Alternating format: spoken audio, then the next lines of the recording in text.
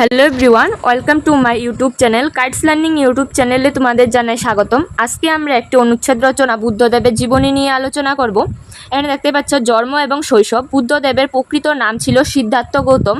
তিনি খ্রিস্টপূর্ব 6ষ্ঠ শতকে লুম্বিনী উদ্যানে জন্মগ্রহণ করেন। তার পিতা ছিল শুদ্ধোদন এবং মাতা ছিল মায়াদেবী। তিনি রাজ পরিবারে বড় হয়ে ওঠেন।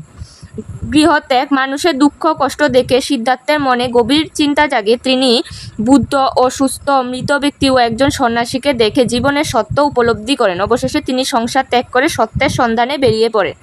জ্ঞান লাভ। দীর্ঘ সাধনা ও কঠোর তপস্যার পর বিহারের বুধগয়া অশ্বত্থ গাছের নিচে তিনি জ্ঞান লাভ করেন। তিনি বুদ্ধ নামে পরিচিত হন এবং বুদ্ধের অর্থ জ্ঞানপ্রাপ্ত এবং জাগ্রত ব্যক্তি।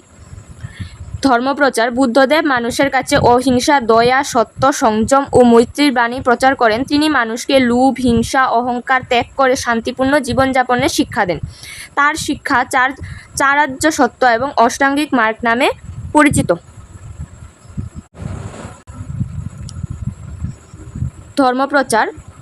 বুদ্ধদেব মানুষের এবার মহাপরিনির্মাণ। দীর্ঘকাল মানুষের কল্যাণের জন্য ধর্মপ্রচার করার পর তিনি খ্রিস্টপূর্ব 483 অব্দে কুশিনগরে মহানির্মাণ লাভ করেন।